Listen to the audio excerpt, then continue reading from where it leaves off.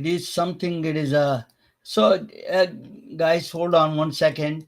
I'm trying to get in. Okay, there's a little bit problems we have. Okay. Hello, hi, how are you? Good morning, guys. I'm not Albert Einstein. I'm pretty good. But thank you for all coming in. My name is Raman Anam.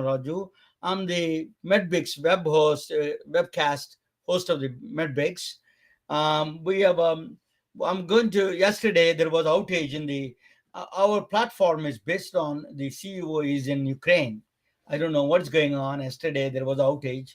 Our servers are or in the United States and Europe, but still there was a problem there yesterday, outage. So I could not able to do the broadcast yesterday, but I postponed it today. So then today, the doctor, the physician, was supposed to come having a hard time. I'm looking at it and see what's going on. Um, that I hope she shows up. But this is I'm last. I have this program. This is a Netflix webcast. The program is that I want to do. I wanted to create. I'm a physician advocate, so I wanted to talk about my broadcast model, which is that I introduce doctors one or two for 10 15 minutes, talk about a little bit about their experience and their interests, or and then I will present a topic related to healthcare in general. So it seems to be very nicely is catching up with the doctors. My particularly my broadcast, my presentations. This is today. I'm going to talk about some kind of a um, um, some kind of a broadcast that we are going to talk about Peekaboo, a universe, how that works, how is a pay, how is a pay. Sorry, just yes. I pre. It's not working, Ramana. Okay. It's not working. My computer. Okay, I just want to explain to you. No, no, no. That's okay. I'm live right now. So I've had 5 calls today. I'm not sorry. And Sorry my that I can't hear you. computer. I can't listen to you, Priya, because I'm on. I can let you go, sir. I'm so sorry I let you down. Okay. But I will also tell you that I did not have confirmation for today's event. Okay. If you want to reschedule, I will be more than happy to be available. Okay. Thank you. Thank you. So sorry about that. That's Dr. Priya calling. I did. So I talk about the doctor that presenting it and the Immortality Institute, and she could not able to make it today. There was several reasons. Um, I'm this is challenging times sometimes, but it's a putting a live broadcast is extremely hard. I tell you honestly, I'm doing it. I'm really try to do that Monday to Friday. I do that every day. It is just hard. I'm doing it. I'm presenting new things. You know, the doctors, when they talk about it, they talk about diseases and confusions, but nobody talks about the process itself. That is innovation. They doctors think that when they do MBA, they can do they got the innovation tools. The MBA doesn't provide innovation tools. MBA gives you the existing system operational efficiency, the existing system. It doesn't give the tools for the innovations. Innovations, you need a broad spectrum of ideas, broad spectrum of knowledge, mathematics, physics, art, technology. Technology is one of them. You need to draw the inspiration. Albert Einstein said that art is nothing, not different from science. Exactly, that's what it is. So I do today. I talk about subjects that are so important that if you expand your knowledge, you get the ideas much better. So you don't cope up with you can't get the same solutions from the same concepts. Same, say you live in the healthcare system and expecting the different solutions. You live in that, asking a fish, what is the water. So that is happening in the healthcare. So I started a new system, and this is I'm trying to explain to you this. But anyway, Dr. Priya is having a problem to signing on, and I hope we will make it some other day. Um, so I'm giving a platform. I'm trying to give a platform for doctors' ideas and educate us, educate everybody what they think and what the other people think. That is a key. So that is I've been working with the doctors for the last 30 years. I can tell you, um, what they need is they need a different approach. Otherwise, 6 out of 10 Americans lost trust in American healthcare system and their doctors. That's a staggering number. That's if you apply that numbers in any other businesses, that is a bankrupt business basically. So they need to do something different. That's what I'm giving you, the tools. That is something different. you know the talk about diseases, all the everybody knows actually the diseases and the inventions in the cancer treatment and all those things. The new medical devices are, they're so quite advanced. The only thing is missing is how to do the delivery of the healthcare system. We need to deliver the healthcare system more efficient. For that, you need a mathematics, you need a physics, you need a chemistry, you need arts and technology. All of them you need it to deliver the healthcare more efficient. That's what I'm doing. So it is I struggle. It's not easy to do a live broadcast. People, you know last minute they change minds, they have something else. This is I do my best to do this broadcast anyway. But anyway, the present topic is exciting. The present day topic is today's topic is called a peekaboo universe. And before that, I'm going to play a video. You can watch it, and this video gives you what is the role of a consciousness in medicine. What is the role of consciousness in medicine? I'm going to play a video, so please bear with me. Okay. Quantum Physics for Doctors, Mystery Object in Medicine by Ramana Annamaraju. Dr. Champagne is a critical care physician and faculty member at Stony Brook University School of Medicine and a member of Pulmonary Critical Care Division. Dr. Pania is the prime investigator for a large study across multiple medical centers around the world about bringing people from cardiac arrest. Cardiac arrest is the arrest of pumping blood due to the malfunction of electrical activity in the heart. Cardiac arrest results in death within minutes without quick resuscitation. The resuscitation is the combination of procedural techniques of bringing someone from edges of death. One of those resuscitation techniques is a cardiopulmonary resuscitation, popularly known as CPR. Any delay administering in CPR, even for minutes, results in certain death. But there are certain exceptions and anomalies that raises several questions than answers in medicine and science. 34-year-old Audrey Mash went hiking with her husband on November 3rd when things took a turn for the worse. The couple got lost and Audrey went into cardiac arrest from severe hypothermia. But 6 hours after her heart stopped beating, doctors at Barcelona's Vall d'Hebron hospital were able to resuscitate her. Amazing. It's like a miracle. Audrey Schumann fully recovered and went back to her life as Audrey Schumann. Listen carefully what I said. She came back to life after dead for 6 hours as Audrey Schumann, not as a Margaret Thatcher, not as an African princess. Which one or what entity told her she is still Audrey Schumann? This is not some religious or a philosophical question. This is still under purview of scientific inquiry, particularly the process of cardiac arrest. Dr. Champagne is a prime investigator for the study called AWAKE, examines the process of dying and reviving. He conducted these studies in multiple medical centers around the world with reputable physicians with more than 2,000 subjects who went through cardiac arrest and successfully revived. Dr. Champagne argues there is a presence of some entity that is external to our world, beyond our space and time, reminding Audrey Schumann her identity. That entity is called consciousness. The study is a scientific odyssey of consciousness, the journey through an unknown world about some kind of a subjective awareness. Dr. Champagne had faced resistance from scientific establishment without giving a due process and trying to sweep the studies under the carpet. The detractors' claim is the so-called consciousness has no place in the field of medicine. But Panya may have support from an entirely surprising field that is not so related to medicine, that is quantum cosmology. Andrei Linde, a well-known Russian-American professor of physics at Stanford University, gives a mathematical proof for the existence of consciousness.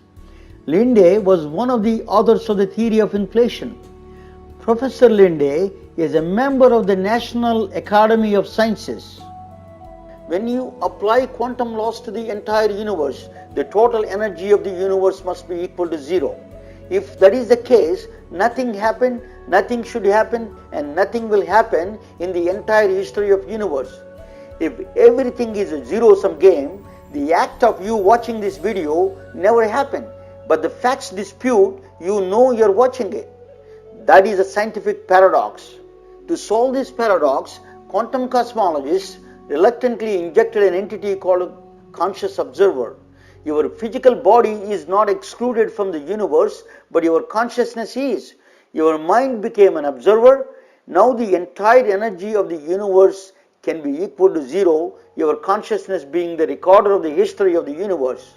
Consciousness is the only way out to satisfy the mathematical equations of the universe. British professor of cognitive and computational neuroscience at the University of Sussex, England, argues there is only one thing there is. It is consciousness, and there is no evidence for anything else.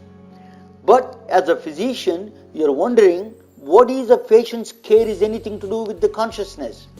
But physician and the brain of a patient have one common purpose: keeping patient alive. You don't have to be smart to feel pain, just you need to be alive.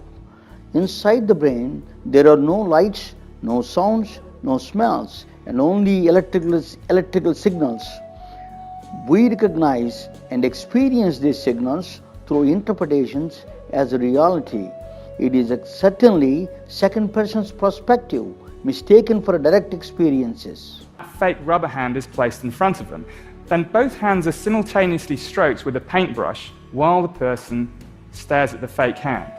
Now, for most people, after a while, this leads to the very uncanny sensation that the fake hand is in fact part of their body. And the idea is that the congruence between seeing touch and feeling touch on an object that looks like a hand and is roughly where a hand should be is enough evidence for the brain to make its best guess that the fake hand is in fact part of the body. The famous rubber hand illusion and the extension of that one is with the magician David Blaine performing touch experiment with the actor Will Smith and his wife Jada Pinkett. In both experiments, Blaine is wrongly guessing someone is poking them without being touched. Brain is clearly confused what is and what is not parts of its body. But brain has a bigger responsibility, keeping you alive. Sensory signals coming from inside the body are continuously telling the brain about its state of its internal organs, how the heart is doing, what the blood pressure is like, and so on. Patient perception is not just hysteria. It is a valid signal from the brain. Brain is a resident real-time monitoring system for keeping physiological variables within the bounds for its own survival. Anil Seth and his colleagues believe consciousness acts like a software platform for the biological interactions. Patient is not only a conscious observer of his or her own body, but also a particular participant. You can witness manifestation of consciousness in the doctor's waiting room, particularly if they are Medicare patients. In 1996, a group of people between the ages of 19 and 24 and a group of older people between the ages of 60 and 80 were asked to count out 3 minutes in their heads without watching the clock. The group between the ages of 19 and 24 clocked an almost perfect 3 minutes and 3 seconds of real time, but the older group did not stop until the staggering 3 minutes and 40 seconds. In a paper published recently by Duke University professor Adrian Bijan presents an argument based on the physics of a neural signal processing. He hypothesizes as we grow older, brain processing power is inversely proportional to the time in their mind. So older patients feel time is moving faster than real clock because their time scale is different in their conscious mind.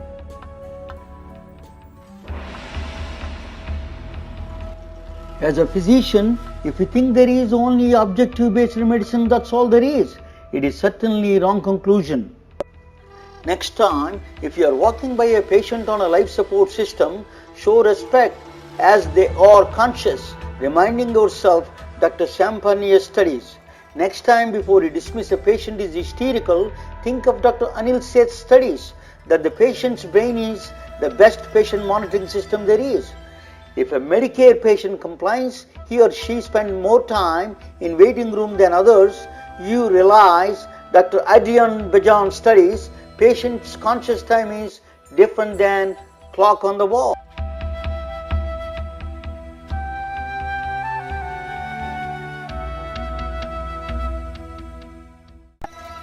If you try to understand the conscious observer behind every patient, you see a great wonder and a mystery. You will become a perfect healer of body and mind. Computers cannot replace physician as such because the still unknown, still mysterious entity called consciousness is not computable. Only other conscious observer like you has the power to understand. This is Ramana Annamaraju. Thank you for watching.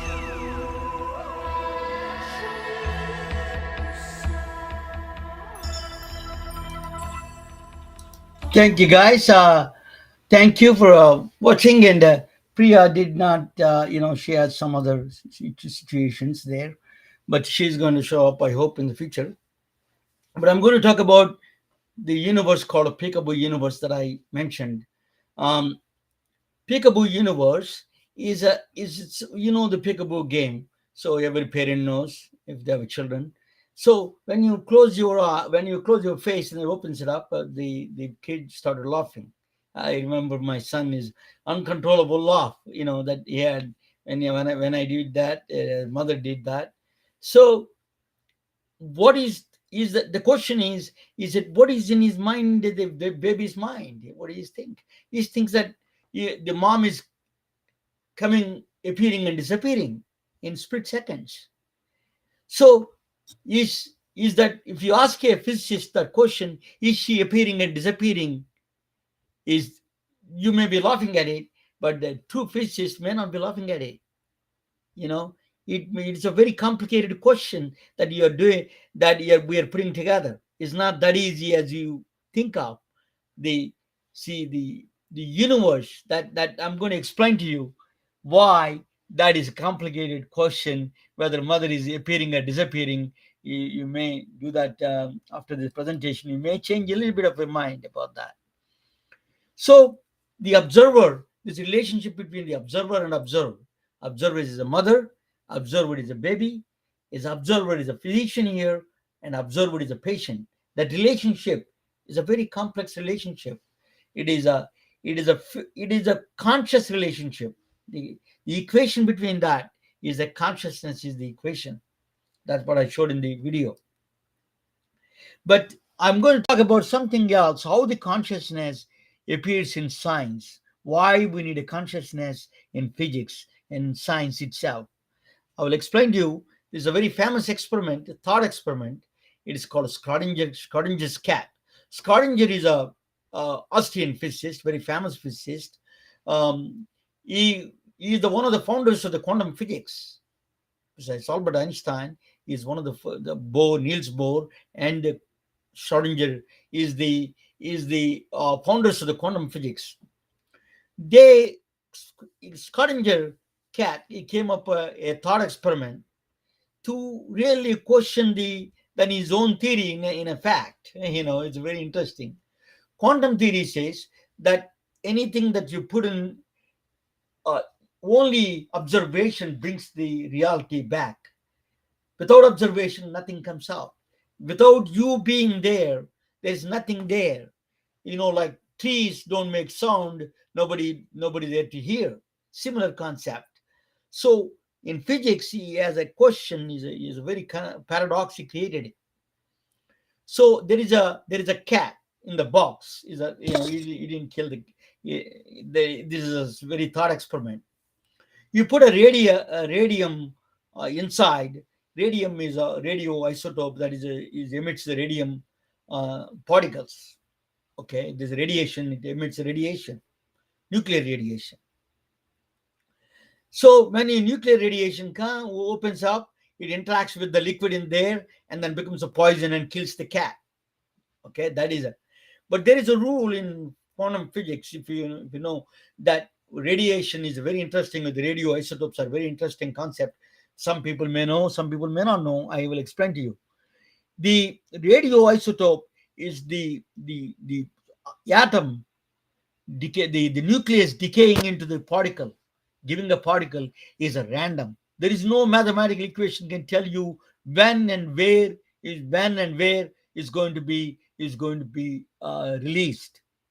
The particles from the radium isotope, that you cannot tell what when is going to be released, that nucleus, like a gamma radiation, anything that is not, you cannot, alpha beta gamma alpha beta particles, you cannot tell which radiation, what time it's going to release. That is unknown factor.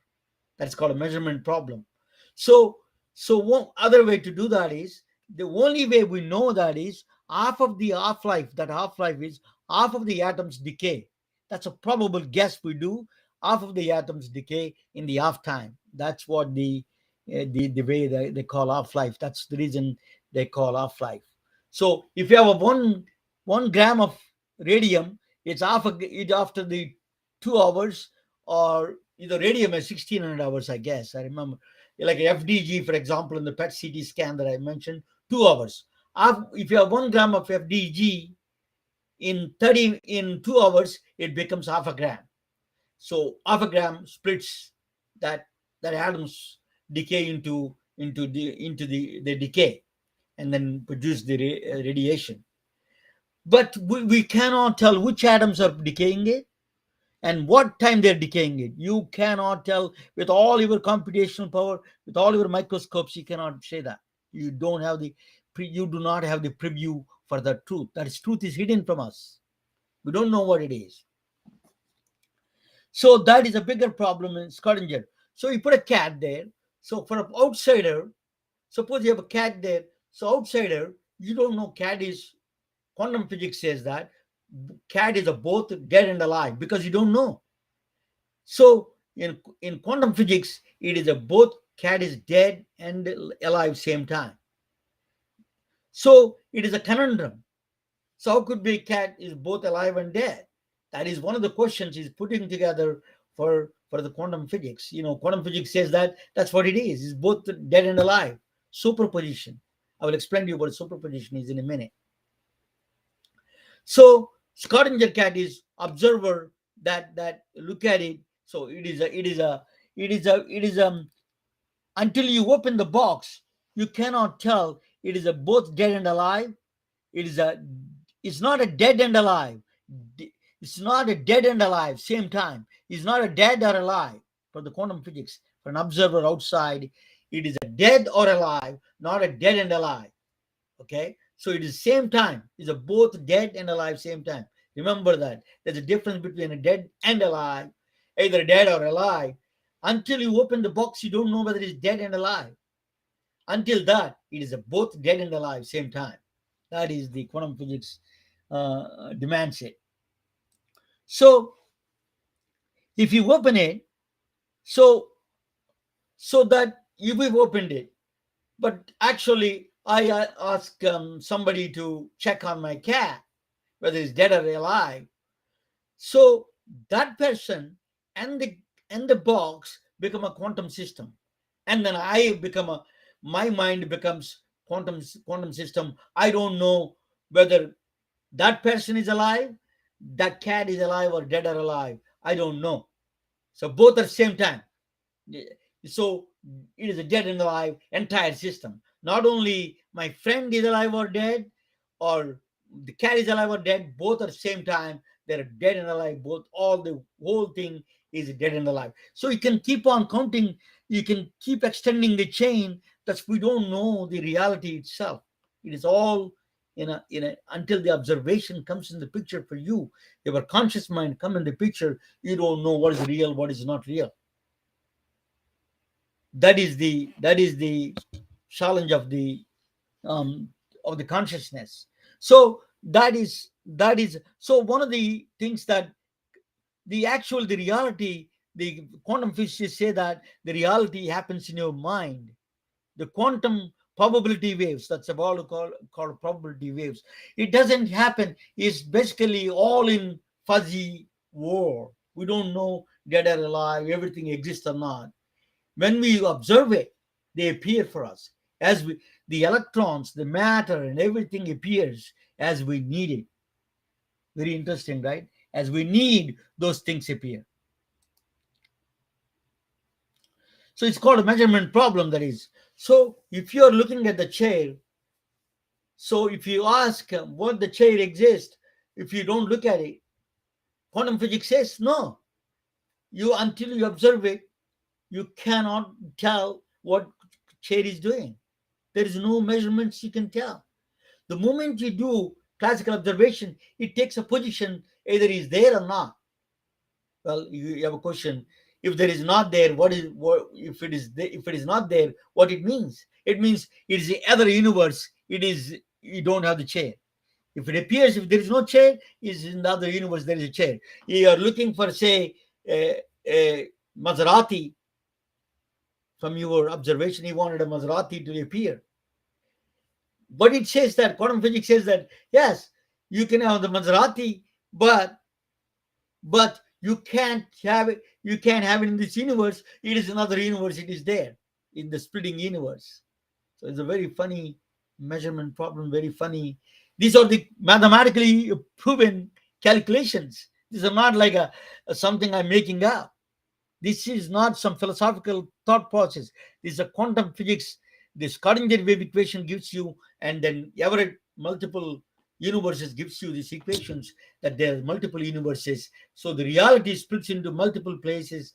You want to become a president of the United States, you become, because there are infinite number of universes, infinite number of possibilities. You are the president in one of the universes. So so this is a funny, but that is what it is. Quantum physics is a very confusing thought, but it is a very counterintuitive. But what is saying, until you observe, nothing is real. So Einstein got upset about that. He asked about it. Said that if I don't observe the moon, it doesn't exist. Niels Bohr said that. Who are you to tell what God to do? He asked what uh, God is playing dice. God is playing a dice with us. He said that God does not play dice with us. That's what Einstein said. That the Niels Bohr is another quantum physicist. Niels Bohr said that, who are you to tell God what to do? That's what his answer is, a famous answer back to him.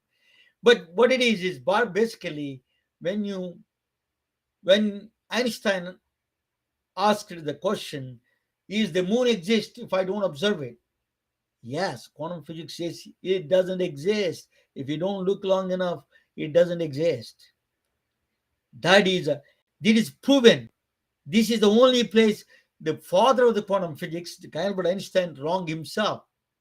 The equations, the quantum physics experimental evidence giving us very different picture, saying that Einstein is wrong. This is the only place Einstein went wrong. He was, I will explain to you, he came back with a very twisted proposal, say what is that is. So I will explain to you in a second. But but he was dominant, that is a, if you don't look at the moon, it doesn't exist. The new quantum physics says that yes, and it is proven in the experimental level. So until you observe it, nothing exists. Everything in fuzzy. The reality itself is an illusion. That's what the quantum physics is saying. So, so there is another. Uh, his name is Donald Hoffman and Chetan Prakash. Chetan Prakash is a mathematician. Donald Hoffman is a psychologist, philosopher, and a scientist, neuroscientist. They came back with a new idea. This is a very mind-boggling idea. That is, what they're saying is brain has a filtering mechanism. It won't let you see the truth. It won't. You don't know. What they said is very interesting. You don't have to know the truth. Brain is only to survive your body. Brain is there to survival. So brain for the brain only thinks that counts, that reality for that brain is to survive you. He doesn't need to tell you the truth. They came up with a very mathematical theorem that says that there is no reason brain doesn't need all the actual truths. It can be interface. He says that there is an interface like a Windows operating system. It's a laptop is space time, and if you think about interface is a physics is interface here. So you have an interface, brain interfacing with the we call consciousness, whatever you want, the operating system. We have an operating system. It gives you whatever the necessary things for us. It doesn't give you the entire truth about the universe or about the our environment. It gives you only what is necessary for us. That is a very two powerful guys suggested this theory, and they came up with the powerful theorems about that. So, so the, all the they're like the chairs, the objects you see, they're like icons in the on the laptop. The laptop is a space time. This laptop is kind of a space time interface is operating system you have. So you're observing is an observer, conscious observer. You're looking at it. You're only getting a very what is necessary. Brain doesn't need to. What they proved is what they came up with. The powerful concept is brain doesn't need to know. It doesn't care about the truth. It gives you what is necessary for you to know to survive. That's all it is. So that is an interesting concept they came up with these two people. There is another doctor. His name is Dr. Robert Lanza. He is a Estelos Institute for Regenerative Medicine. He's a. I'm trying to get him next time on my show. Um, he was brilliant. Robert Lanza is a brilliant. He's a doctor. He's a physician. So he is now heading the regenerative medicine department in the Estelos pharmaceutical, huge pharmaceutical company. He was trained under the Jonas Salk, then who invented the polio, and then he was in the Christian Bernard. He did stem cells from adults. That's the first one who created a adult cells. He take it and then create a stem cells out of it. He is the one. Dr. Robert Lanza did that. So universal red blood cells. He came that blood doesn't need to be all different groups. You can make it as a universal blood cells and then turning into using that stem cells. You can make it whichever the blood you wanted it. It's a brilliant guy. So um, I don't know why he didn't get a. He's trying to restore the sights for the blind because he can do the retinal pigmentation epithelium. That's what he's working on. So Robert Lanza is a brilliant doctor. He wrote a book called Biosynthesis. Biosynthesis is he's convinced more than ever that our mind is the one creating all the reality. There's no reality itself. There's no objective reality. Is a mind is creating the reality. Mind is creating interface. It's very hard to prove that you are dead or alive. You never. The last book of him is you never die. In fact, I believe in that. I'm not talking. I'm a physicist. I'm telling you. If you really analyze it, some extent, those are all very fit into the physics world of physics in some extent. A lot of physicists don't like it; they run away from it. What they believe. But I tell you, there is a principle called black hole complementarity principle. If you fall into the black hole, because of the rules of the black hole physics, you get incinerated by in the black hole, in the outside of the black hole, because that firewall just makes you ashes. But for you, a person who is going inside the black hole, he doesn't know the difference. They don't know he's dead or alive. He just continues without any, even at the event horizon, that firewall burns when you falling into the black hole, it burns you. It becomes ashes. But the person who is getting inside the black hole, he doesn't know the difference. He just thinks he is a normal continuing his journey. ER equal to EPR, that's called EPR paradox, that the ER equal to EPR. Quantum entanglement, that comes in quantum entanglement, I'm going to explain to you. Robert Lanza proposed that so that what it means when you're falling in the black hole, you don't feel that you're dead, but outsiders you're dead. That means you're living and dead same time. So black hole physics is giving us some kind of a very close to something, you're both dead and alive same time. So it's hard to prove. You cannot prove that you're dead or alive. You know that? I can tell you everything that you're seeing, all this is all illusion. I can say that. You don't know. So this is a collective intelligence is agree upon some things. Collectively, my friend is seeing the same thing. Is a collective that is also could be illusion. So complementarity principle is very powerful. Black hole complementarity principle is plays a powerful role with the quantum entanglement. I will explain to you.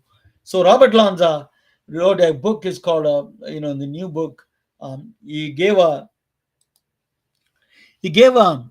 biosynthesis book, is the grand biosynthetic design, how life creates a reality. He wrote a book. Actually, you should study that. You should read that.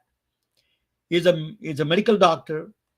So he was very well respected doctor, when he's a well respected researcher both.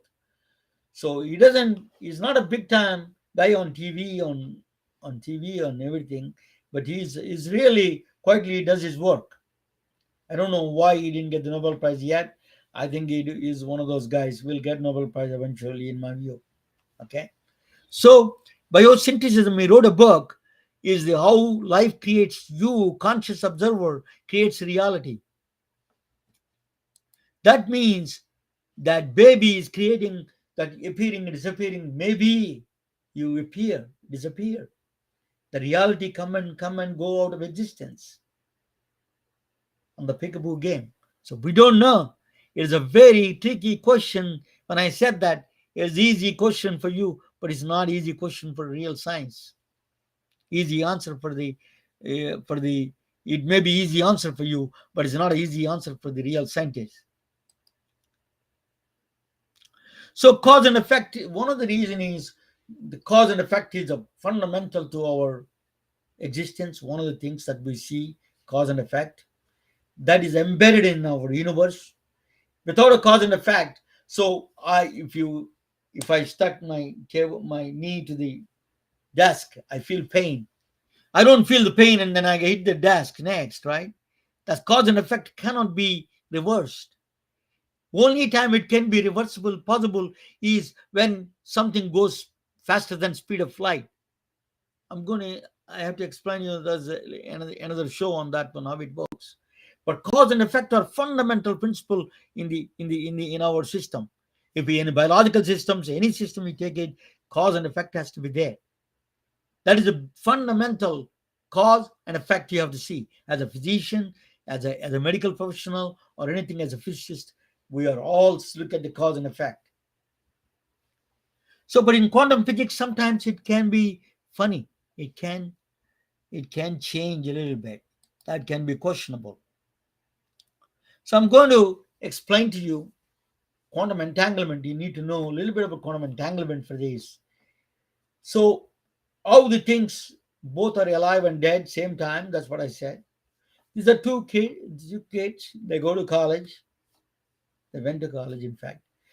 The right hand guy went to Vanderbilt. and his sister, that is his sister, she went to University of Georgia. So they went to University of Georgia. University of Vanderbilt is a football team, is a Commodores. My son is a tech star and he likes all the he played football in high school. My daughter is she's in she likes the UGA Bulldogs fan. So they are fiercely against each other. Commodores are not a good team. They lose all the time to Bulldogs. Very rarely they win. But but but they love each other. So what they said that they made a deal. This is a hypothetical case. I'm giving. They really did that, but I'm giving you some kind of a thought experiment. So they made a. They said whenever she is wearing University of Georgia shirt, that right hand boy wears Vanderbilt shirt.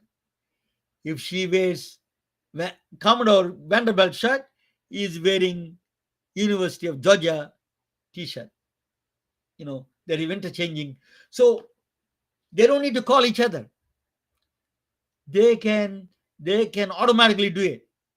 Every time she wears any one of the shirt, exactly the boy wears exactly opposite of that shirt. They don't have to call each other. That is called a quantum entanglement. There's like a twins know each other. I'm giving you a thought experiment how the quantum entanglement works. I will explain to you in more of a physics side of it. But quantum entanglement, to understand it, but if we don't observe each other, we consider Ramesh has to think that that my son, the boy has to think the girl is wearing both shirts, Vanderbilt and UGA same time.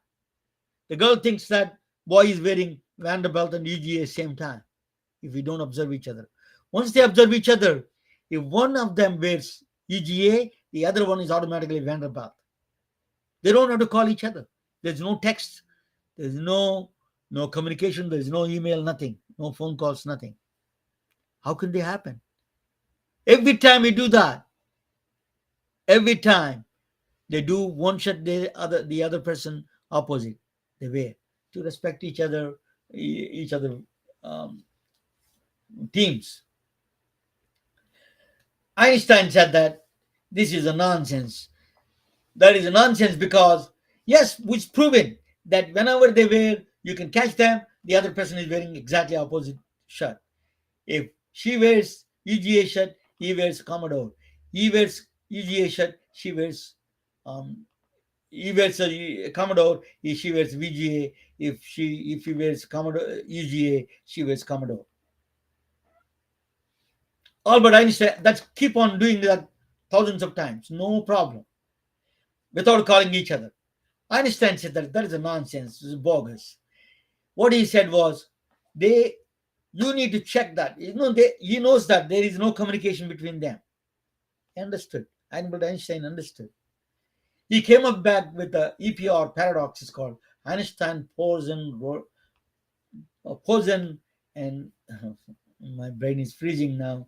Rosen, I think. Rosen and Podolsky. Yeah, Einstein, Podolsky, and Rosen.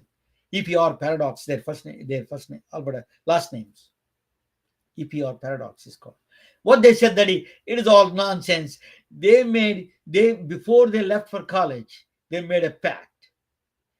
You wear Monday UGA shirt, I wear Commodore exactly. Tuesday you wear this shirt, I wear opposite. Wednesday they made a pact like that. So there is a hidden variable. They have a hidden pact. Go and check it out. That hidden fact. That's what Albert Einstein said. That they made a pact, hidden variable pact. There's a pact they made, secret pact they made it before they left for college. Both of them.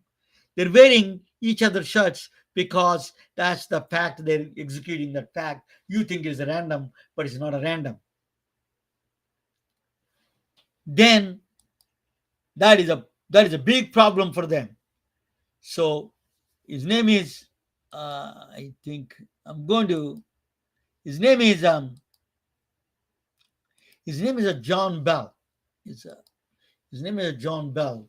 He's an Irish physicist. he's died in 1964, but 1964 he came back with a 1972 I think he died. I forgot about his death, but 1964 he came back with a powerful methodology to test it whether Albert Einstein is right or wrong. He came back with the limits. I can. It is very difficult to explain the limits, but I can tell you one thing. If I check every thousand million times, and if I supply the t-shirts for both of them and say you wear a t-shirt and the other guy wears other opposite shirt, then there's not a possible hidden fact is not there. Hidden fact cannot be executed because I'm the giving the shirt to each one of them. I'm giving the one shirt. Hey, this is you wear this. The other guy is wearing opposite, exactly opposite.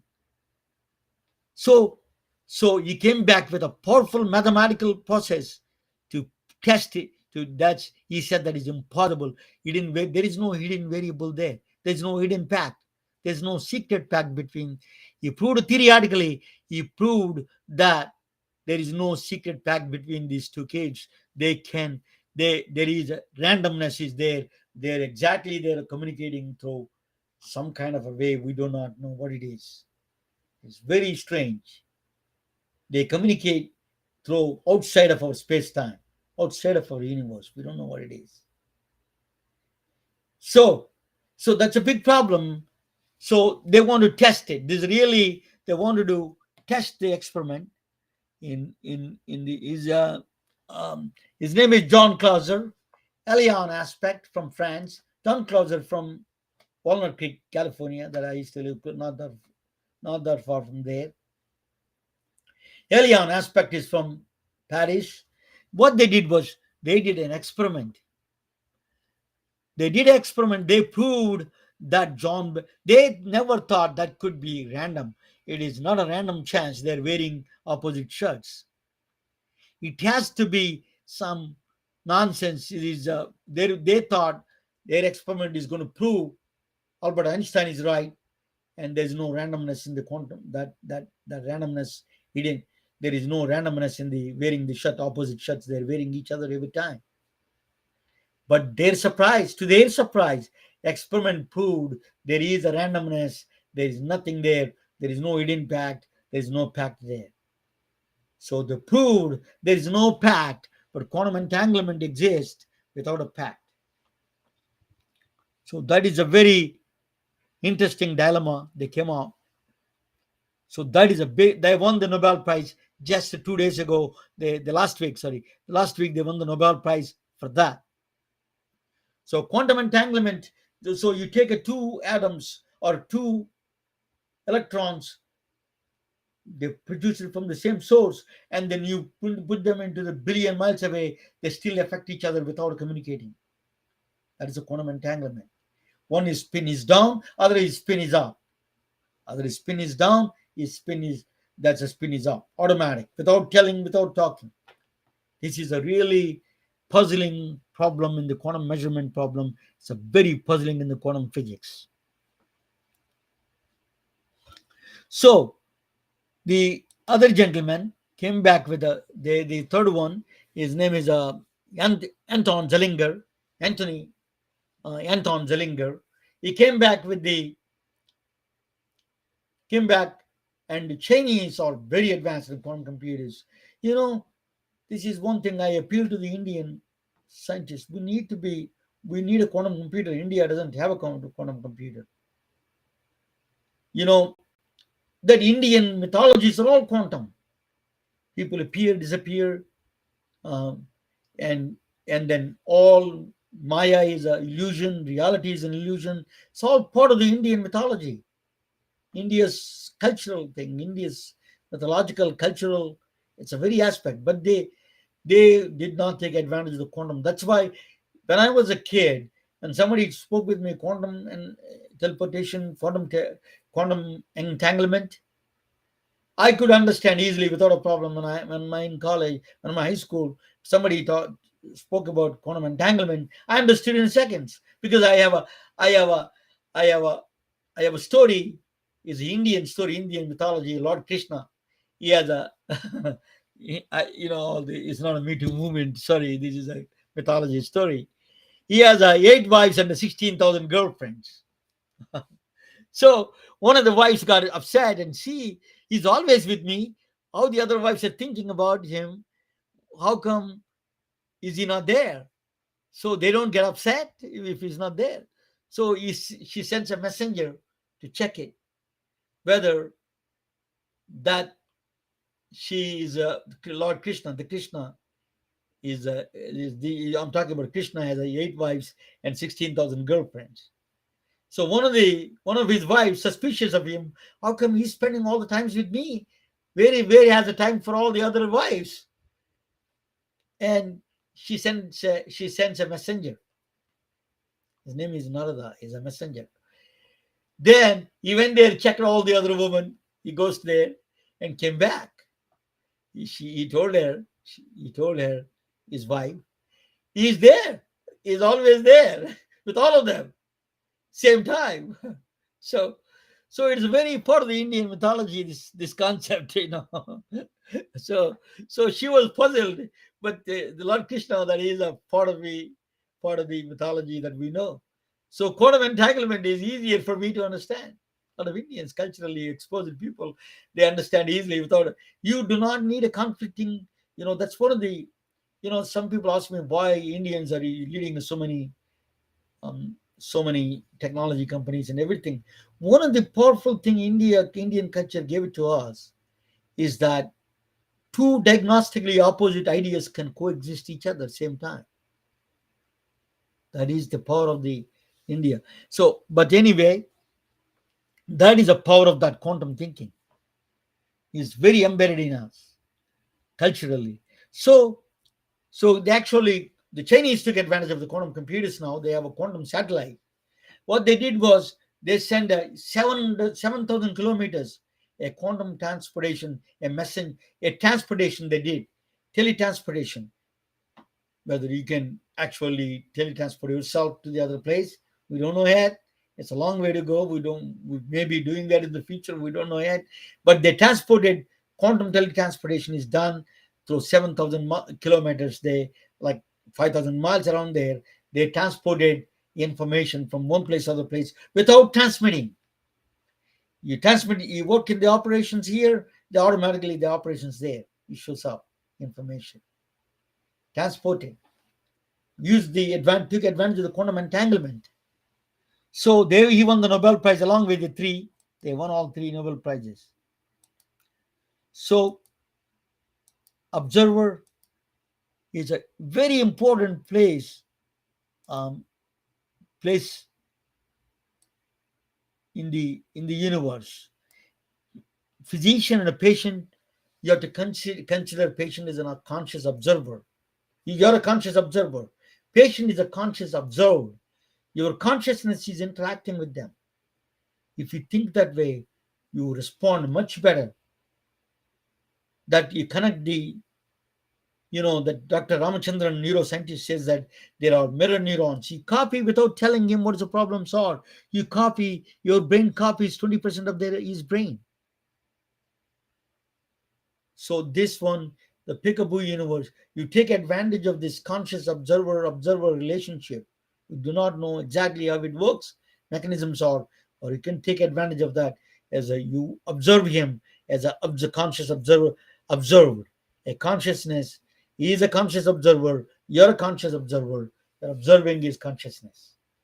That is the key for the connection between that relationship I call sacred physician-patient relationship, not a physical physician treating a physical material. Is computers can do that, but one thing they cannot do, a conscious observer cannot be. The computer cannot replace a conscious observer because it's not a computable. Thank you for watching, and I have a lot of T-shirts and I promote a lot of things. Promote this podcast, so you can go and check on my Amazon and Etsy. You can. I'm going to.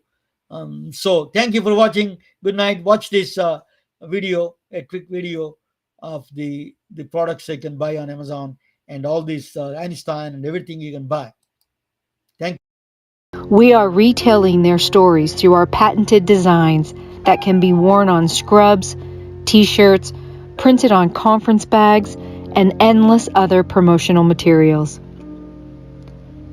Daily Wear for Medicine is the first ever of its kind to create curiosity in medicine through visual art. We at MedBricks are celebrating unsung heroes of the past who made enormous contributions to the field of medicine through our unique campaign called Daily Wear for Medicine. You can wear it, carry it, and give it.